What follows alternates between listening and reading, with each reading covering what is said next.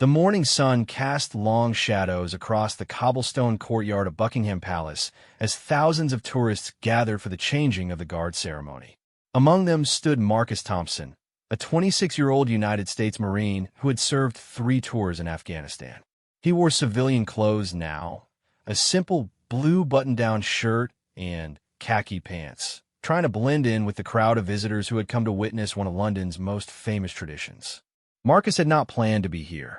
His original intention was to spend his 2-week leave visiting historical sites across Europe, but a canceled flight had left him stranded in London for an extra day. His hotel concierge had suggested the palace tour, claiming it would give him something to do while waiting for his rescheduled departure. What the concierge did not mention was how the ceremony would affect him. The crowd pressed closer as the time approached 10:30. Families with children pushed forward, cameras ready, tour guides speaking in multiple languages about the history they were about to witness. Marcus found himself swept along with the movement, his trained eyes automatically scanning the area for potential threats, a habit that had become second nature during his military service. The crowd was dense but peaceful, filled with the excited chatter of people on vacation. Then, the music began. The distinctive sound of military drums echoed across the courtyard, and Marcus felt something shift inside his chest. It was not the music itself that affected him, but the precision of it, the disciplined rhythm that spoke to something deep in his military soul.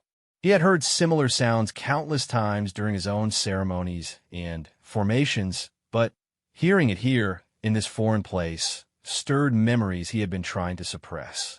The royal guards appeared in their iconic red tunics and tall black bearskin hats. They marched with perfect synchronization, their movements sharp and deliberate. Marcus watched their formation, noting the spacing between each guard, the way they held their rifles, the unwavering focus in their eyes despite the crowds and cameras surrounding them. These were professional soldiers, just like him, performing a duty that required the same dedication and discipline he had given to his own service.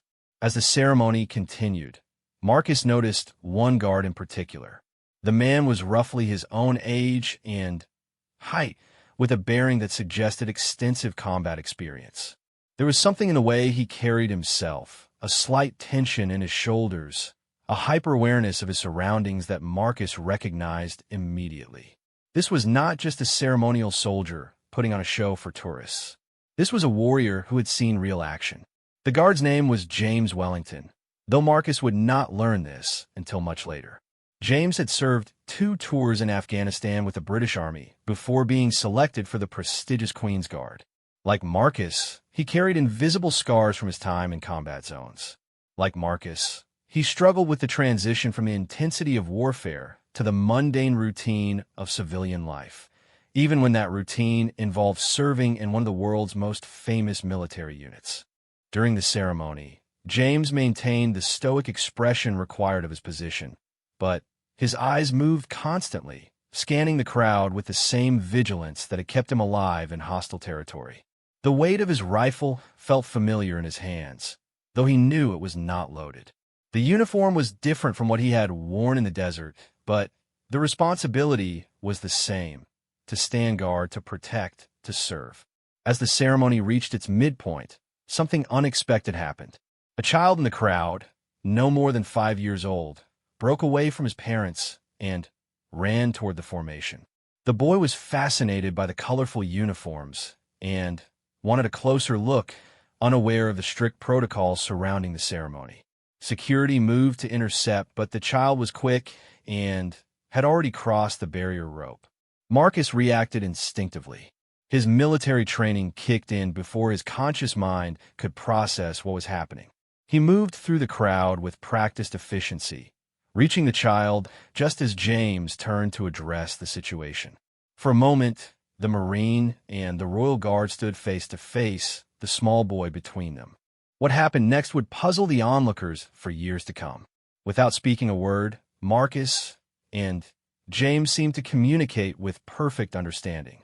Marcus gently but firmly took the child's hand, while James gave an almost imperceptible nod of acknowledgement. The entire interaction lasted no more than 10 seconds, but there was something in that brief exchange that transcended language, nationality, and circumstance. Marcus led the child back to his frantic parents, who thanked him profusely in broken English. The security guards nodded their appreciation, and the ceremony continued without further incident. But something had changed. The moment of connection between the two soldiers had created a bond that neither fully understood but both recognized. As the ceremony concluded and the guards marched away, Marcus found himself unable to leave. He stood in the dispersing crowd, watching until James disappeared into the palace. There had been no words exchanged, no formal introduction, but Marcus felt as though he had encountered a kindred spirit. The recognition in James's eyes had been unmistakable, the look of one soldier acknowledging another. The tourists around Marcus chattered excitedly about what they had witnessed, taking selfies and comparing photos on their phones. But none of them seemed to notice what Marcus had seen in that brief moment of eye contact with the guard. They had witnessed a ceremony, a tradition, a piece of living history. Marcus had witnessed something deeper, a moment of pure understanding between two warriors who had walked similar paths. That evening, Marcus sat in his hotel room, staring out at the London skyline. His flight home was scheduled for the next morning, and he should have been packing, preparing for his return to civilian life in the United States. Instead, he found himself thinking about the guard, about that moment of silent communication, about the recognition he had seen in another soldier's eyes. He thought about his own struggles with readjusting to life after combat. The way civilian problems seemed trivial after what he had experienced. The way people thanked him for his service without understanding what that service had cost him. The way he sometimes felt like an alien in his own country, surrounded by people who could not comprehend the things he had seen and done. The guard had understood. In that brief moment, Marcus had felt less alone than he had in months. There had been no need for words because they shared a common language of experience that went beyond nationality or unit insignia. They were both warriors trying to find their place in a peaceful world that often seemed foreign after the clarity of combat. Marcus pulled out his phone and searched for information about the Queen's Guard. He learned about the rigorous selection process, the training required, the history of the unit. He discovered that many of the guards were combat veterans, men who had served in some of the same places he had fought.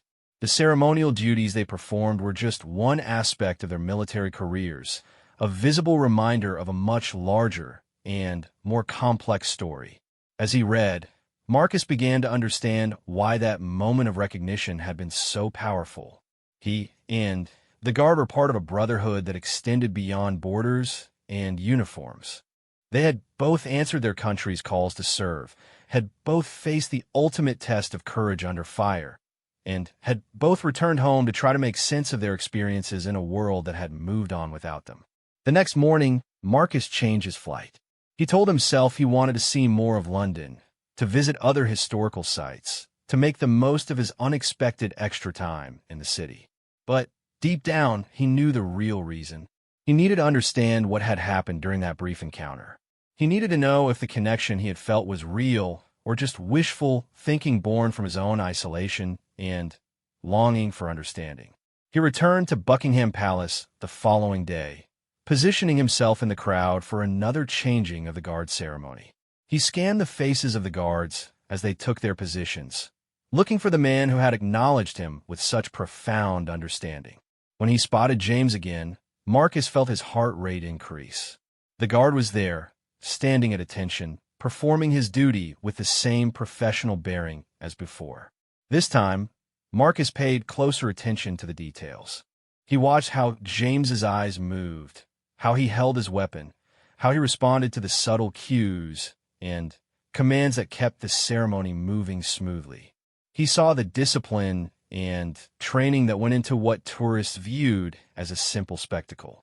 He recognized the pride and professionalism that James brought to his role, even when that role required him to stand motionless while hundreds of strangers photographed him. When the ceremony ended and the guards began their march back to the palace, Marcus made a decision that would change both their lives. Instead of watching from the crowd, he positioned himself along the route where the guards would pass. As James approached, Marcus came to attention in the subtle way that one military person acknowledges another. It was not a formal salute, but rather a slight straightening of posture, a sharpening of focus that conveyed respect and recognition. James saw him immediately. Their eyes met again, and this time the acknowledgement was even clearer. James gave the slightest nod, so small that the casual observer would have missed it entirely. But Marcus caught it, and in that tiny gesture, he found confirmation that the connection he had felt was mutual. The crowd began to disperse, but Marcus lingered. He had no plan, no clear idea of what he hoped to accomplish by staying. He simply felt drawn to this place, to this person who had shown him a moment of understanding in a world that often felt incomprehensible. He wandered the area around the palace, not quite ready to leave, but not sure what he was waiting for. It was then that he noticed a small pub called the Grenadier, tucked away in a mews not far from the palace. The building was old and charming, the kind of place that seemed to have stories embedded in its walls. A sign outside indicated it was a favorite gathering spot for military personnel. Marcus had not eaten lunch, and the pub seemed like as good a place as any to grab a meal and think about what to do next. Inside, the Grenadier was everything a proper British pub should be. Dark wood paneling, low ceilings, and walls covered with military memorabilia from various eras and conflicts. The atmosphere was welcoming but respectful, clearly a place where soldiers passed and present came to share stories and find camaraderie. Marcus ordered a pint and a shepherd's pie, settling into a corner booth where he could observe the other patrons. Most of the customers appeared to be military or former military. There was something in their bearing, their conversation, their way of carrying themselves that Marcus recognized instantly. These were his people, regardless of nationality or branch of service. They shared the common bond of having served something larger than themselves, of having faced danger, and made sacrifices that civilians could never fully understand. As Marcus ate his meal and listened to the conversations around him, he began to feel more at home than he had in months. The stories being told were familiar, even when the accents were different and the specific details involved places he had never been. The humor was the same dark, self-deprecating style that soldiers used to cope with stress and trauma. The camaraderie was the same brotherhood he had known in his own unit. He was finishing his meal when he noticed a familiar figure enter the pub. James Wellington, now dressed in civilian clothes, scanned the room before making his way to the bar. He had changed from his ceremonial uniform into jeans and a sweater, transforming from a stoic guard into a young man who looked remarkably like Marcus himself. Marcus felt his pulse quicken. Here was his chance to make contact, to find out if the connection he had felt was real. But he hesitated, uncertain about the protocol. Was it appropriate to approach? Would James welcome the contact or see it as an intrusion? The language barrier added another layer of complexity, though Marcus suspected that soldiers found ways to communicate regardless of their native tongues. Before he could decide what to do, James spotted him. Recognition flickered across the guard's face, followed by what might have been surprise or pleasure. James said something to the bartender, collected his pint, and walked directly to Marcus's table. The two men looked at each other across the small table, each waiting for the other to speak first. The silence stretched for several seconds before James broke it with a simple question delivered in a crisp British accent. "You served?" Marcus nodded. "Marines. Tour Afghanistan. British Army. 2 tours, same place." They raised their glasses in a wordless toast, and Marcus felt the last of his uncertainty fade away. Whatever was about to happen, he knew he had made the right choice in staying. The conversation that followed was unlike any Marcus had experienced since leaving the military. James spoke with the same measured cadence that Marcus recognized in himself and other veterans. Careful words chosen to convey maximum meaning with minimal exposure of vulnerability. They talked about their deployments, the bases they had served on, The peculiar way that time moved differently in combat zones where days could stretch into eternity or compress in a moment of pure terror. James had been stationed at Camp Bastion, the massive British base in Helmand Province. Marcus had operated out of several smaller forward operating bases throughout his tours, but their paths had crossed the same dangerous geography. They had both patrolled the same dusty roads where improvised explosive devices waited like deadly lottery tickets. They had both felt the weight of responsibility for the soldiers under their command, the constant calculation of risk versus mission accomplishment that defined every decision in a combat zone. The worst part, James said quietly, staring into his beer, is coming back and having people treat you like you're either a hero or broken. Nothing in between. Marcus nodded. He had experienced the same phenomenon. Civilians either thanked him effusively for his service, as if he had personally saved democracy, or looked at him with a mixture of pity and fear, as if he might explode at any moment. The reality was more complex and more ordinary than either extreme suggested. He had done his job, made difficult decisions under pressure, and returned home with experiences that had changed him in ways both subtle and profound. The ceremony helps, James continued. Being part of something with standards, with tradition. It reminds me that service means something beyond what happened over there. Marcus understood. The military provided structure, purpose, and clear expectations in a way that civilian life often did not. The changing of the guard ceremony was a visible reminder of continuity, of standards maintained across generations, of duty performed regardless of personal feelings or circumstances. It was a bridge between the intensity of combat and the mundane reality of peacetime service. As the evening progressed, their conversation deepened. James talked about his childhood in Manchester, the son of a factory worker who had joined the army to see the world and gain skills that would serve him after his military career ended. His father had served briefly in Northern Ireland during the Troubles, but rarely spoke about his experiences. James had grown up with an abstract understanding of military service that became starkly concrete during his first firefight in Afghanistan. Marcus shared his own story.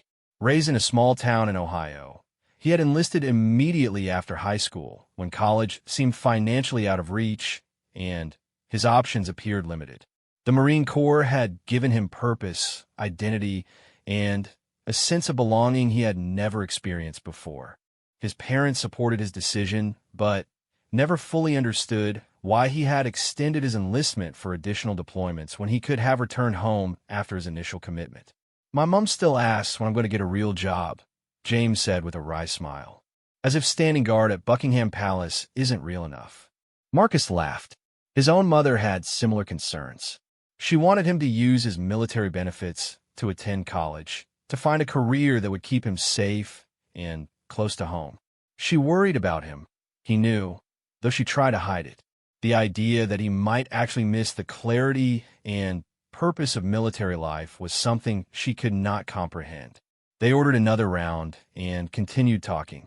Other patrons came and went, some stopping to chat briefly when they recognized James as one of the Queen's guards. The conversations were respectful and brief, fellow soldiers acknowledging one of their own without intruding on his off-duty time. Marcus noticed how James handled the attention, gracious but reserved, proud of his role, but not seeking to make it the center of every interaction. "Do you ever miss it?" Marcus asked eventually. "The deployment, I mean, the intensity of it." James was quiet for a long moment, considering his answer. Sometimes, he admitted, not the danger, not the fear, but the simplicity of it, knowing exactly what your job was, knowing that it mattered, knowing that the person next to you would risk everything to keep you safe. Marcus felt a chill of recognition. He had struggled to articulate that same feeling to friends and family back home. Civilian life offered more comfort and safety, but it also came with a complexity and ambiguity that could be exhausting. In combat, the objectives were clear and the stakes were obvious. In the civilian world, it was often difficult to determine what really mattered and what was just noise.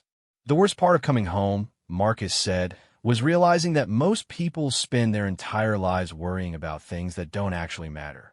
Traffic jams, social media drama, whether their coffee order was made correctly. After you've seen what real problems look like, it's hard to take the small stuff seriously. James nodded emphatically. My girlfriend broke up with me last year because I couldn't get excited about her promotion at work.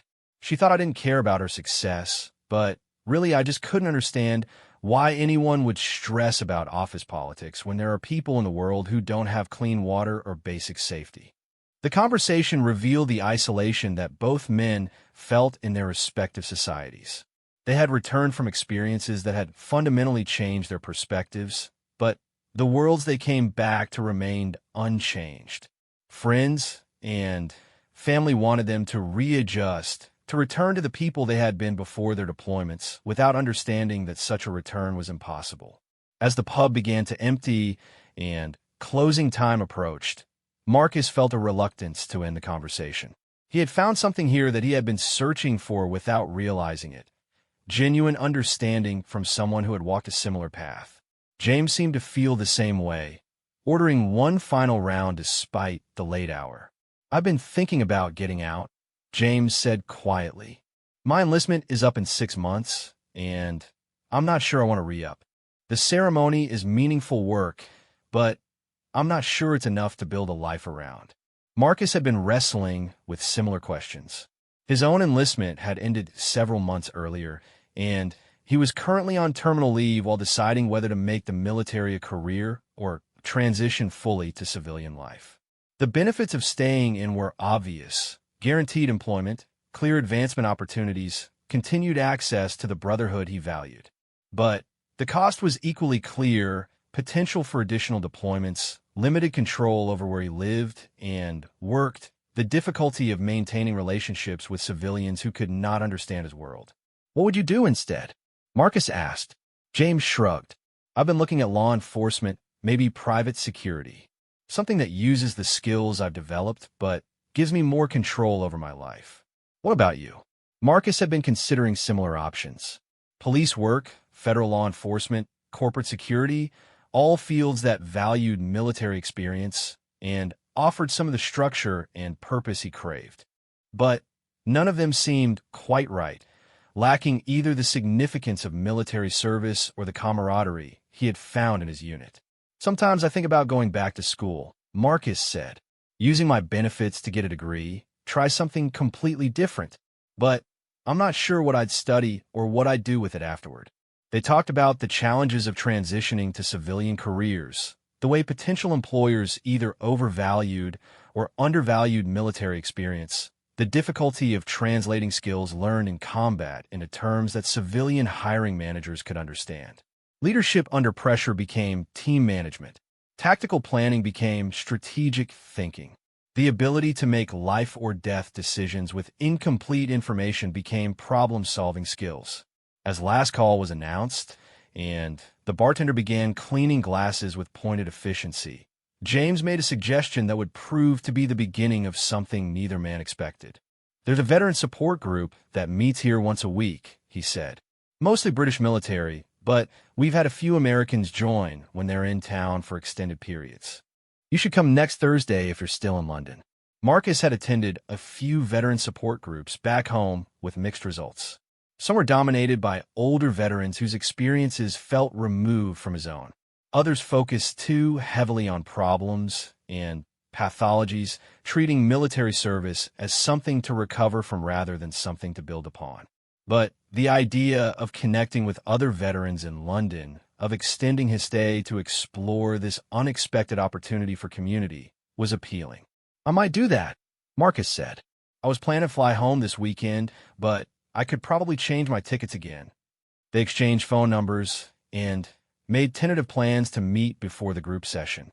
As they prepared to leave the pub, James extended his hand for a formal handshake, but Marcus pulled him into the kind of brief, back-slapping embrace that soldiers used to say goodbye to brothers in arms. Thank you, Marcus said simply. For tonight, for the conversation. I needed this more than I realized. James nodded. Same here.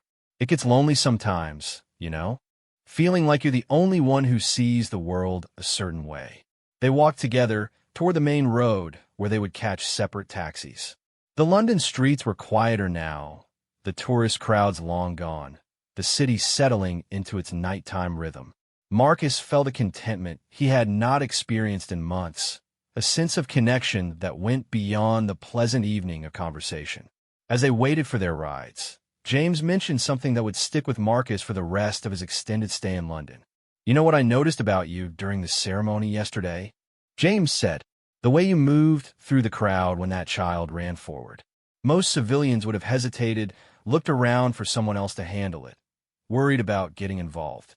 But you reacted like someone who takes responsibility for situations, who doesn't wait for permission to do the right thing. That's how I knew you'd served, even before we spoke." Marcus had not thought about his response in those terms, but James was right. Military service had conditioned him to take action when action was needed, to assume responsibility rather than pass it to someone else. It was one of the ways that military experience had changed him permanently, for better and sometimes for worse. Their taxis arrived simultaneously, and as they climbed into their respective vehicles, Marcus made a decision. He would change his flight, extend his stay, and see where this unexpected connection might lead. For the first time since leaving the Marines, he felt like he had found something worth exploring, a path that might lead to the sense of purpose and community he had been missing.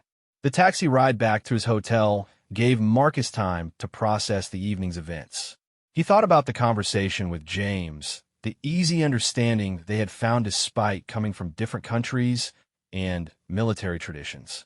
He thought about the other veterans in the pub, the sense of belonging he had felt among strangers who shared his experiences.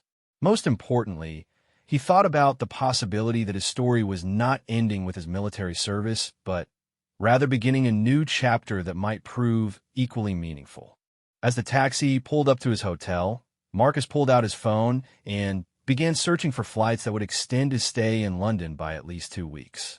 He had no clear plan for what he would do with the additional time, but he had learned to trust his instincts when they pointed him toward opportunity and connection. Something important had begun that evening, and he intended to see where it might lead. The next morning, Marcus woke with a sense of anticipation he had not felt in months. He had successfully changed his flight and arranged to extend his hotel stay. His first order of business would be to call James and confirm their plans for the week, but beyond that, he was content to let events unfold naturally. For the first time since leaving the military, he felt like he was moving towards something rather than simply away from his past. The week that followed changed both men in ways neither could have anticipated. Marcus spent his days exploring London with new eyes, seeing the city not just as a tourist destination, but as a place where he might actually belong. He visited the Imperial War Museums, walked through neighborhoods that bore the scars and memories of World War II bombings, and began to understand the deep military tradition that shaped British culture in ways that were both similar to and different from his American experience. James, meanwhile, found himself approaching his ceremonial duties with renewed energy. Having someone who truly understood his experience made the isolation of his position more bearable. During the changing of the guard ceremonies, he would sometimes spot Marcus in the crowd, and the brief moment of recognition would remind him that his service connected him to a larger community of warriors who understood the weight of responsibility he carried. Their text messages throughout the week revealed the growing friendship between them. Marcus would send photos of historical sites with commentary about their military significance. James would respond with insider knowledge about British military traditions and suggestions for places Marcus should visit. Their conversations were punctuated with the dry humor that soldiers use to deflect serious emotions. But underneath the banter was a genuine appreciation for having found someone who spoke the same language of experience. On Wednesday, James took Marcus on a private tour of some of the areas around Buckingham Palace that tourists never saw. Using his access as a member of the Queen's Guard, he showed Marcus the barracks where he lived, the training areas where the guards practiced their drills, and the armory where their weapons were maintained. The behind-the-scenes look revealed the professionalism and attention to detail that went into what many people dismissed as mere pageantry. People think we're just actors in costume, James explained as they walked through the immaculate barracks. They don't realize that every man in this unit is a trained soldier who could be deployed to a combat zone tomorrow, if needed. The ceremony is important, but it's not the only thing we do. Marcus was impressed by the standards maintained throughout the facility. The attention to detail rivaled anything he had seen in Marine Corps units, and the pride the guards took in their appearance and performance was evident in every aspect of their living and working spaces. These were clearly elite soldiers who took their ceremonial duties as seriously as they would any military mission. The precision required for the ceremony actually translates well to combat situations, James continued. The ability to perform under pressure, to maintain focus despite distractions, to work as part of a perfectly coordinated team. Those skills are exactly what you need when people are shooting at you. That afternoon, they visited the Churchill War Rooms, the underground bunkers where Winston Churchill and his staff directed Britain's war effort during World War II. Walking through the preserved rooms where history's most crucial decisions have been made, Marcus began to understand the weight of tradition that James carried as a member of the Queen's Guard. He was not just performing a ceremony. He was part of an unbroken chain of service that stretched back through generations of British soldiers who had defended their nation in its darkest hours. My grandfather served in North Africa during the war, James said quietly as they stood in Churchill's map room. He never talked about it much, but he used to bring me here when I was a child. I think he wanted me to understand that service meant something beyond personal glory or adventure. Marcus thought about his own grandfather, who had served in the Pacific during World War II and had similarly been reluctant to discuss his experiences.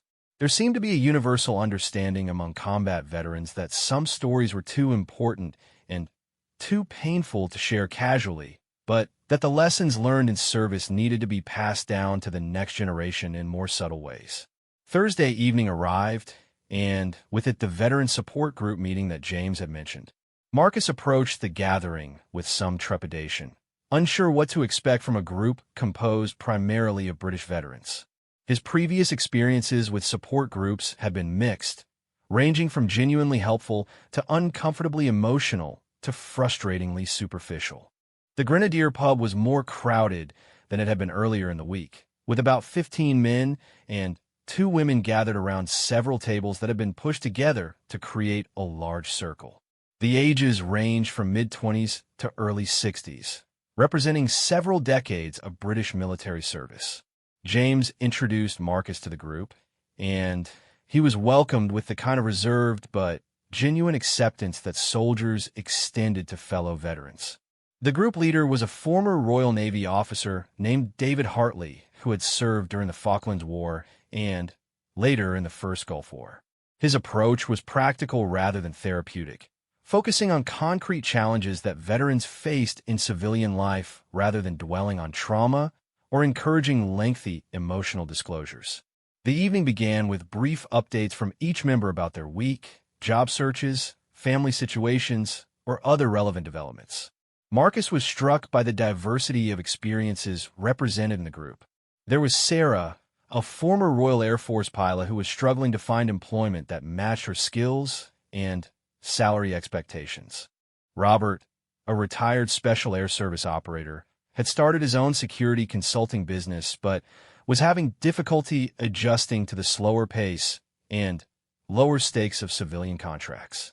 Michael, who had lost his left leg to an improvised explosive device in Iraq, was training for the Paralympic Games as a cyclist.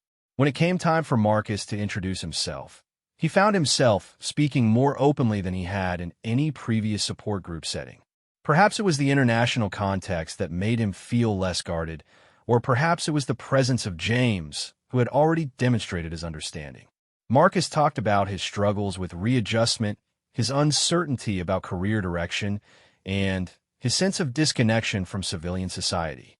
The thing that's hardest to explain to people back home, Marcus said, is that I don't necessarily want to forget my military experience or leave it behind. I want to find a way to build on it, to use what I learned in service of something meaningful. but everything feels trivial compared to what we did over there." Several group members nodded in recognition. This was clearly a common theme, the challenge of finding civilian work that felt as significant as military service had been. David, the group leader, addressed this directly. "One of the mistakes we make," he said, "is assuming that nothing in civilian life can match the intensity or importance of military service. But that's not necessarily true. The skills we developed and the perspectives we gain can be applied to civilian challenges in ways that make real differences in people's lives. The key is finding the right application and the right organization." The conversation that followed was the most productive discussion about post-military career planning that Marcus had ever experienced. Instead of generic advice about translating military skills for civilian employers, the group members shared specific examples of how they had found meaningful work in unexpected fields. Robert talked about how his military experience had prepared him to work with at-risk youth, helping young people develop discipline and self-respect. Sarah had found satisfaction in teaching flight safety courses for commercial aviation, using her military precision to prevent civilian accidents. "The mistake I made initially," said Patricia, a former Army medic who now worked as a paramedic, "was looking for work that felt exactly like military service. But what I really needed was work that used the same skills and values, the ability to perform under pressure, to make quick decisions with incomplete information, to prioritize the mission over personal comfort." Marcus found himself taking notes, not just on specific career suggestions, but on the broader approach to thinking about post-military life. The group helped him understand that his sense of disconnection from civilian society was not a personal failing, but a common experience that could be addressed through intentional choices about how to apply his skills and where to direct his energy. As the formal meeting wound down and broke into smaller conversations, Marcus found himself talking with Michael, the Paralympic cyclist. Michael's injury had forced him to completely reimagine his future, and his approach to that challenge resonated with Marcus's own situation. "I spent the first year after my injury feeling sorry for myself and angry at the world," Michael said. "Everything I had planned for my life was off the table, and I couldn't see any way forward. But eventually I realized that my military training had actually prepared me perfectly for this situation. I knew how to set goals, how to train systematically, how to push through discomfort to achieve something important. I just needed to find a new mission." The idea of finding a new mission rather than simply finding a new job was a revelation for Marcus. He had been thinking about his transition in terms of replacing what he had lost rather than building something new based on what he had gained. The shift in perspective was subtle but profound. James had been mostly quiet during the group discussion, but as they walked back toward the main road together, he opened up about his own plans in a way he had not done previously. "Listening to everyone tonight made me realize something," James said. "I've been thinking about leaving the military because I was afraid of getting stuck in a ceremonial role forever. But maybe the question isn't whether to stay or go, but how to use my current position as a stepping stone to something bigger." Marcus was curious about what he meant. James explained that he had been offered an opportunity to apply for a position with the Metropolitan Police's Specialist Firearms Unit, a role that would allow him to use his military training in a civilian law enforcement context. The position would require him to complete his current enlistment and undergo additional training, but it represented exactly the kind of meaningful civilian career transition that the group had been discussing. "The timing would work out perfectly," James continued. "I could finish my commitment to the Guard, which would give me time to prepare for the selection process and complete any additional qualifications I need. And the work itself would be challenging and important, protecting civilians, preventing terrorist attacks, responding to the kind of high-stakes situations where my military experience would actually be an asset." Marcus was excited for his friend, but also envious. James had found a clear path forward that built on his military experience while addressing his desire for meaningful civilian work. Marcus felt less certain about his own direction, though the conversations of the evening had given him new frameworks for thinking about his options. They parted ways that night with plans to meet again over the weekend. Marcus wanted to explore some of the sites that group members had recommended, and James had offered to show him parts of London that most tourists never visited. More importantly, they both felt energized by the evening's discussions and eager to continue the conversations that had begun. Back in his hotel room, Marcus spent several hours researching some of the career fields that had been mentioned during the group meeting. He looked into federal law enforcement agencies, international security organizations, and nonprofit groups that worked with veterans. He also began researching the possibility of using his military benefits to pursue education that would open doors to fields he had never considered. For the first time since leaving the Marines, Marcus felt like he had a systematic approach to planning his future rather than simply reacting to immediate circumstances. The combination of James's friendship, the veteran support group's practical advice, and his growing familiarity with London had given him both emotional support and concrete resources for moving forward. As he prepared for sleep, Marcus reflected on how much his situation had changed in just 1 week. He had arrived in London as a stopover, killing time before returning to an uncertain future in the United States. Now he was actively considering possibilities he had never imagined, supported by relationships that felt more authentic and understanding than anything he had found back home. The most significant change, though, was internal. Marcus no longer felt like his military service was something to recover from or put behind him. Instead, he was beginning to see it as the foundation for whatever came next, a source of skills and perspectives that could be applied to new challenges rather than a closed chapter that needed to be replaced. The week had also clarified something important about his friendship with James. What had begun as a chance encounter between two soldiers had evolved into something more substantial, a mutual support system that was helping both men navigate one of the most challenging transitions in any military career. They were not just sharing experiences, they were actively helping each other build better futures. The weekend brought an unexpected development that would test both men's growing friendship and force them to confront some of the deeper issues they had been avoiding in their conversations. Marcus had planned to spend Saturday visiting the Tower of London with James, but those plans were disrupted when James received an urgent call from his commanding officer Friday evening. A security threat had been identified near Buckingham Palace, and all off-duty guard were being recalled for an emergency briefing. The details were classified, but James explained to Marcus that such situations were taken extremely seriously, often requiring enhanced security measures and altered protocols for the ceremonial duties. Marcus understood completely. The military taught you that plans changed when operational requirements demanded it. What Marcus did not expect was his own reaction to being suddenly excluded from James's world. As his friend hurried off to deal with the security situation, Marcus felt a familiar sense of isolation return. He was once again on the outside of military operations, a civilian observer rather than a participant. The feeling reminded him uncomfortably of his first few months after leaving the Marines, when he had felt adrift and purposeless. Marcus spent Saturday alone, visiting the Tower of London as planned, but finding the historical site less engaging without James's commentary and companionship.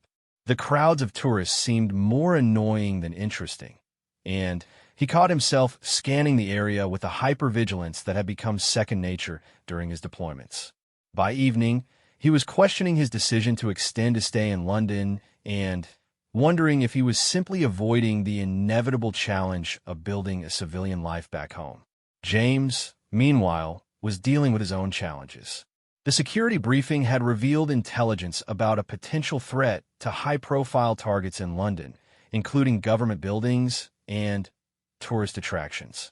While the threat level had not been raised publicly, security forces were operating under heightened alert conditions. For James and his fellow guards, this meant additional responsibilities beyond their ceremonial duties, including expanded perimeter security and enhanced screening procedures. The situation also triggered some of James's own unresolved issues from his combat deployments. The combination of increased alertness, The responsibility for protecting civilians and the uncertainty about potential threats brought back memories and stress responses he thought he had managed. He found himself sleeping poorly, checking and rechecking his equipment obsessively, and feeling the familiar weight of knowing that lives might depend on his vigilance and quick reactions. Sunday morning, James called Marcus to explain the situation and apologize for the sudden change in their plans. What began as a simple explanation evolved into a deeper conversation about the challenges both men faced in managing their military experiences in civilian contexts. "The thing that's frustrating," James said, "is that I thought I had this figured out. The ceremonial role felt like a perfect transition, still military, still meaningful, but lower stakes than combat operations. But when a real threat emerges, all the old stress comes back immediately." Marcus understood completely.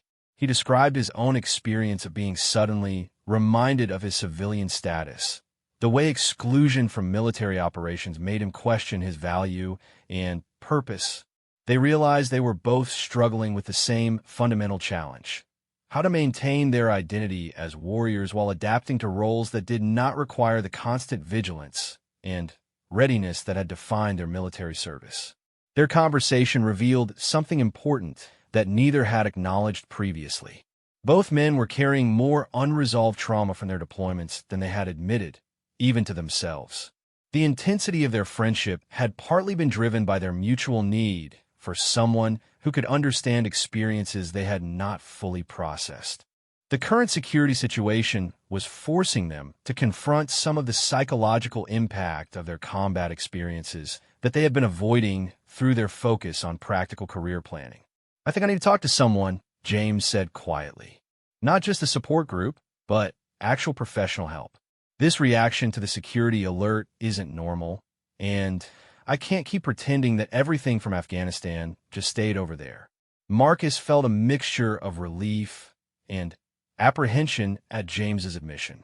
Relief because he had been having similar thoughts about his own need for professional support, and apprehension because acknowledging the need for help felt like admitting weakness in a way that went against everything their military training had taught them. "I've been thinking the same thing," Marcus said. "Back home, there's still a stigma about veterans getting mental health treatment. People either think you're broken if you need help, or they think you should just tough it out because that's what soldiers do." They spent the rest of their phone conversation researching options for veteran mental health services in both London and Marcus's home state. What they discovered was encouraging. Both countries had made significant investments in specialized programs designed specifically for veterans dealing with post-deployment adjustment issues. The services were confidential, professionally staffed, and designed to address the unique challenges that military veterans faced in civilian life. More importantly, they found that seeking help was increasingly recognized as a sign of strength and wisdom rather than weakness. The military culture was slowly evolving to acknowledge that combat experience could have lasting psychological effects that required professional attention, and that getting help early was more effective than waiting until problems became overwhelming. By Monday, the security alert at Buckingham Palace had been resolved. The threat had been determined to be less credible than initially feared, but the experience had been transformative for both men. James returned to his regular duties with a new perspective on the psychological demands of his role, and Marcus had gained insight into his own unresolved issues around his military identity and civilian transition. They met for lunch at the Grenadier on Tuesday, and their conversation was markedly different from their previous meetings. Instead of focusing primarily on practical career planning, they talked openly about the emotional and psychological challenges of their transitions. James had already contacted a counselor who specialized in working with military veterans, and Marcus had researched similar resources he could access when he returned to the United States. "The counselor I talked to yesterday said something interesting," James reported. "She said that a lot of veterans struggle with what she calls identity grief, mourning the loss of their military identity even when they've made a conscious choice to transition to civilian life. The idea is that you could be excited about your future while still grieving what you're leaving behind. The concept resonated strongly with Marcus. He had been trying to convince himself that he was completely ready to move on from his military experience. But the truth was more complicated. He missed the clarity of purpose, the sense of brotherhood, and the knowledge that his work had immediate and obvious importance. Acknowledging that grief was a normal part of the transition process, rather than a sign that he was not ready for civilian life, was liberating. Their conversation was interrupted by Sarah, the former Royal Air Force pilot from the Veteran Support Group. She joined them for coffee and shared some news that would prove to be crucial for both men's future planning. "I want to let you know about something I learned at work this week," Sarah said. "There's a company called Meridian Security that's expanding their operations to include a new division focused on international consulting for veteran transition programs. They're specifically looking for people with recent military experience who can help design and implement support services for veterans in different countries." The opportunity immediately captured both men's attention. Marcus was intrigued by the international aspect, which would allow him to use his experience while continuing to travel and learn about different military cultures. James saw the potential for meaningful work that would build on his military background while providing the kind of career growth opportunities that his current role could not offer. Sarah explained that Meridian Security was a well-established company that provided consulting services to government agencies and private organizations on security and risk management issues. The new Veteran Services Division was being created in response to growing recognition that military veterans possessed valuable skills that could be applied to civilian challenges, but that the transition process needed better support systems. They're looking for people who can work with veteran support organizations, government agencies, and private companies to develop more effective transition programs, Sarah continued. The work would involve travel, program development, training delivery, and consultation on best practices. It's exactly the kind of role where military experience would be seen as an essential qualification rather than something to overcome. Marcus and James exchanged glances, both recognizing the potential significance of this opportunity. It represented exactly what they had been discussing: meaningful civilian work that built on their military experience rather than requiring them to abandon or minimize it. "The application process is fairly involved," Sarah warned. "They want detailed information about your military service, examples of leadership experience, and a demonstration of your ability to communicate with diverse audiences. But for the right candidates, they're offering excellent compensation, comprehensive benefits, and the opportunity to make a real difference in how society supports military veterans." That afternoon, Marcus and James spent several hours at James's apartment researching Meridian Security and discussing whether this opportunity might be right for both of them. The company's website revealed an impressive client list and a track record of successful projects in various countries. The Veteran Services Division was being led by a former British Army colonel who had extensive experience in both military operations and civilian corporate management. More importantly, the company's approach to veteran transition services aligned perfectly with the philosophy that Marcus and James had developed through their conversations and experiences with the support group. Instead of viewing military veterans as damaged individuals who needed to be fixed, Meridian treated them as valuable human resources who needed better systems for applying their skills in civilian contexts. "This could be perfect timing," James said. "My enlistment ends in 5 months, and they're not planning to launch the new division until next year. I could finish my commitment to the Guard, complete the application process, and start with Meridian right when I'm ready to transition." Marcus faced a more complex decision. Taking this opportunity would mean abandoning his plans to return to the United States and instead building a career in international consulting that would require extensive travel. It represented a much more dramatic change than anything he had previously considered, but it also offered the kind of adventure and purpose that he had been seeking. Over the following days, both men worked intensively on their applications to Meridian Security. The process was thorough and demanding, requiring them to articulate their military experiences in ways that demonstrated their value for civilian consulting work. They had to provide detailed examples of leadership under pressure, cross-cultural communication, and problem-solving in complex environments. The application process itself became a valuable exercise in reframing their military experiences for civilian audiences. Instead of simply listing their deployments and duties, they had to analyze what they had learned and how those lessons could be applied to helping other veterans navigate similar transitions. Marcus wrote about his experience leading Marines from diverse backgrounds, managing resources under extreme constraints, and adapting quickly to changing operational requirements. He connected these experiences to the challenges that companies faced in managing diverse teams, implementing change management initiatives, and maintaining performance under pressure. James focused on his experience with ceremonial duties as well as his combat deployments, describing how the precision and attention to detail required for the Queen's Guard translated to excellence in client service and quality control. He also wrote about his experience representing the British military to international audiences, demonstrating cultural sensitivity and communication skills that would be valuable in consulting work. As they worked on their applications, both men realized how much they had grown during their time together in London. The friendship that had begun with a moment of wordless recognition had evolved into a mutual support system that was helping both of them navigate one of the most challenging transitions in any military career. They were not just applying for jobs. They were actively constructing new identities that honored their military service while opening doors to meaningful civilian careers.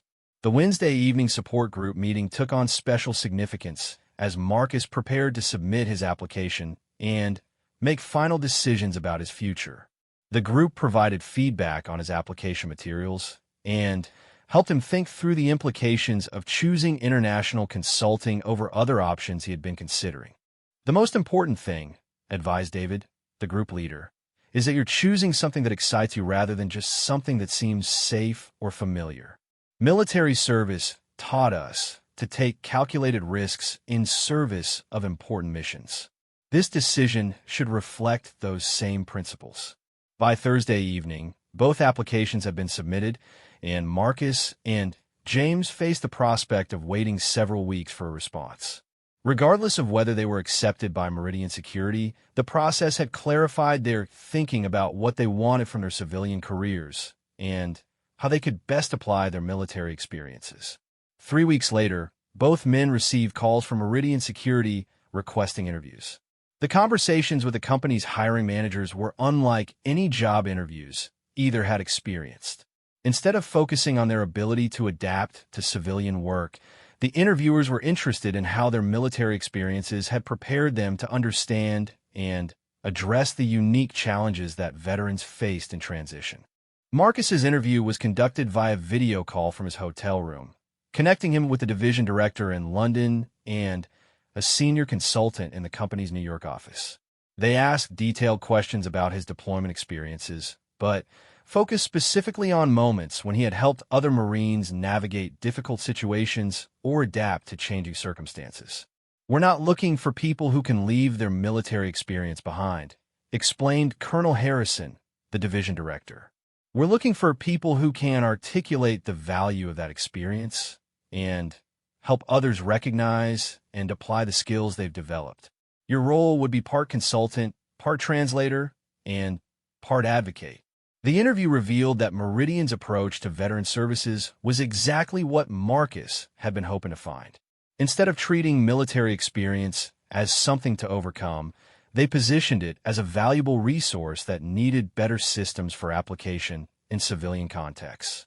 The work would involve developing training programs, consulting with employers on veteran hiring practices, and working directly with veterans to help them identify and pursue meaningful career opportunities. James's interview took place in person at Meridian's London offices, where he was impressed by the professionalism and diversity of the staff. The company employed former military personnel from several different countries and branches of service, creating an environment where military experience was understood and valued rather than viewed as foreign or problematic. One of our core beliefs, explained a senior consultant who interviewed James, is that the transition from military to civilian life is not just an individual challenge, but a societal opportunity. When we help veterans apply their skills effectively, we're not just helping individuals, we're helping society access valuable human resources that are currently being underutilized. Both men felt energized by their interviews and optimistic about their prospects with the company. More importantly, the interview process had confirmed their growing conviction that their military experiences were assets to be leveraged rather than obstacles to be overcome. While waiting for final decisions from Meridian, Marcus, and James continued attending the weekly support group meetings and exploring London together. Their friendship had deepened beyond their shared military experiences to include genuine personal affection and mutual respect. They had become confidants and advisors for each other, providing support and perspective during one of the most challenging periods in both their lives. The turning point came on a Tuesday evening when Marcus received a call offering him a position with Meridian's international consulting team. The role would be based in London, but would require extensive travel throughout Europe and North America, working with government agencies and private organizations to develop and implement veteran support programs.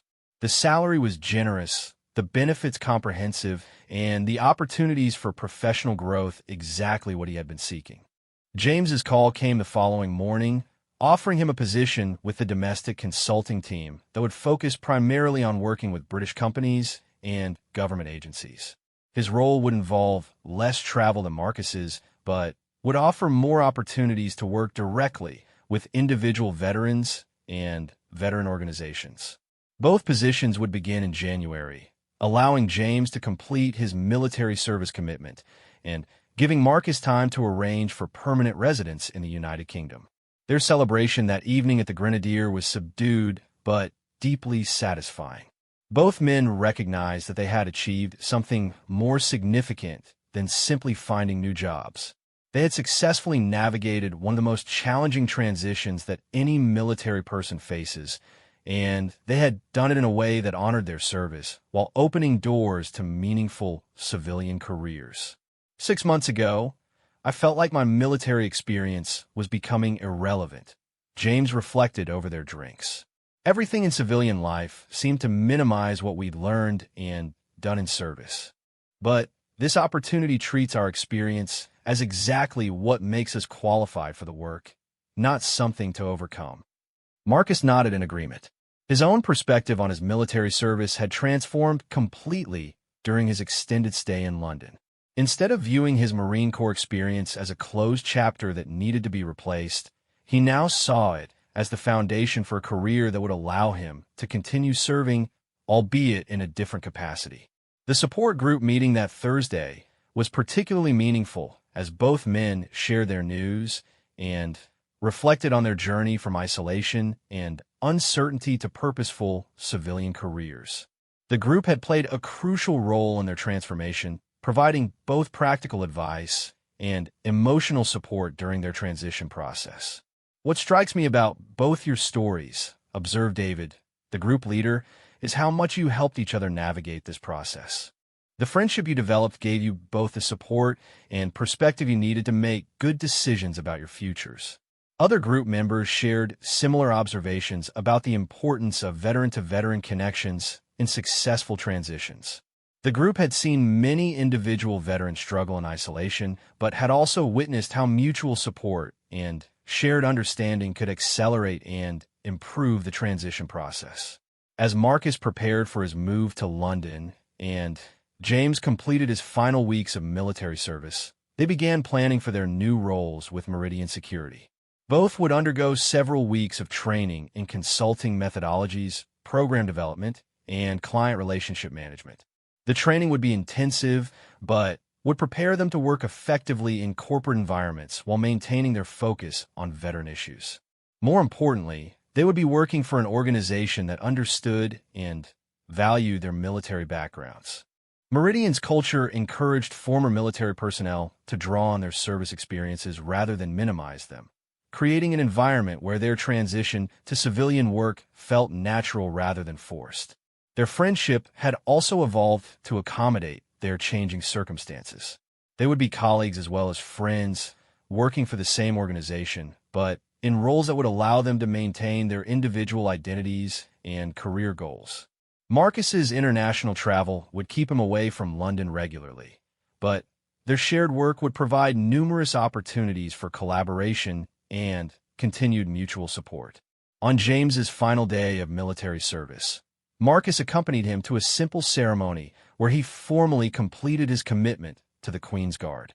The event was attended by fellow guards and unit leadership, marking the end of James's active military career and the beginning of his civilian transition. For Marcus, witnessing the ceremony was both moving and reflective, reminding him of his own departure from the Marines and the mixture of pride and uncertainty he had felt. That evening, they returned to the Grenadier for what had become their weekly tradition, but this time the conversation focused on the future rather than the past. Both men felt optimistic about their new careers and confident in their ability to succeed in civilian consulting work. More importantly, they felt like they had successfully maintained their military values and identity while adapting to new roles and responsibilities. I keep thinking about that first day when you helped with the child who ran toward the formation, James said. Neither of us said anything, but we both knew exactly what needed to happen. That kind of wordless communication and shared understanding is what we'll be trying to help other veterans find in their civilian transitions. Marcus reflected on how much their situation had changed since that initial moment of recognition. What had begun as a chance encounter between two soldiers had evolved into a friendship that had helped both of them navigate major life transitions. They had found in each other the understanding and support that had been missing in their individual struggles with civilian life. Their story had also demonstrated something important about the broader challenge of veteran transition. Individual veterans often struggled in isolation, feeling disconnected from civilian society and uncertain about how to apply their military experiences in new contexts. But when veterans found each other and provided mutual support, the transition process became more manageable and more successful. As they prepared to begin their new careers with Meridian Security, both men understood that their work would involve helping other veterans experience the same kind of transformation they had undergone. They would be drawing on their personal experiences to help design and implement programs that recognize the value of military service and provided better support for veterans seeking meaningful civilian careers. The company had made it clear that their personal stories would be valuable assets in their consulting work. Clients would benefit from working with consultants who had personally navigated the challenges they were trying to address.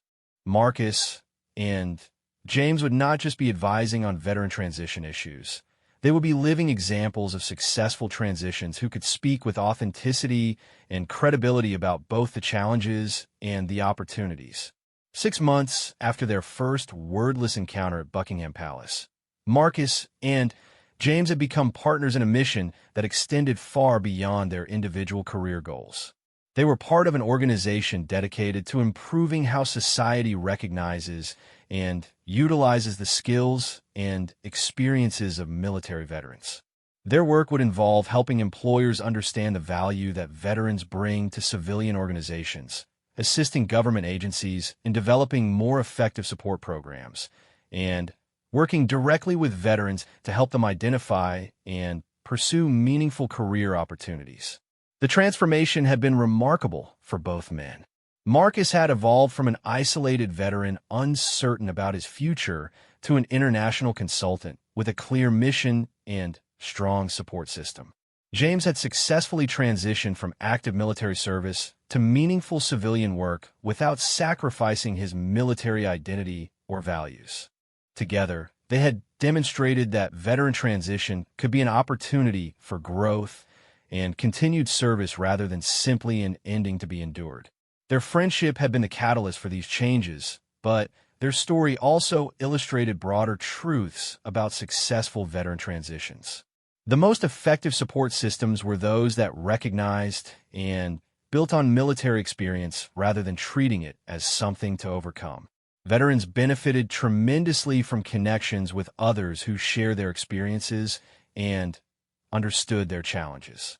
And civilian organizations that learned to recognize and utilize veteran skills gained access to valuable human resources that could contribute significantly to their missions.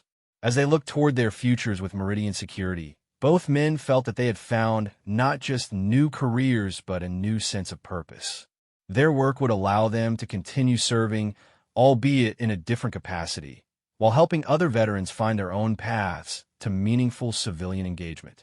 The wordless understanding that had connected them during their first encounter had evolved into a shared mission that would benefit countless other veterans seeking their own successful transitions.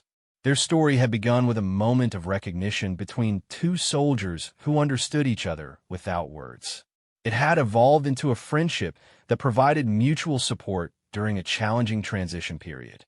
And it had culminated in a shared commitment to helping other veterans experience the same kind of successful transformation.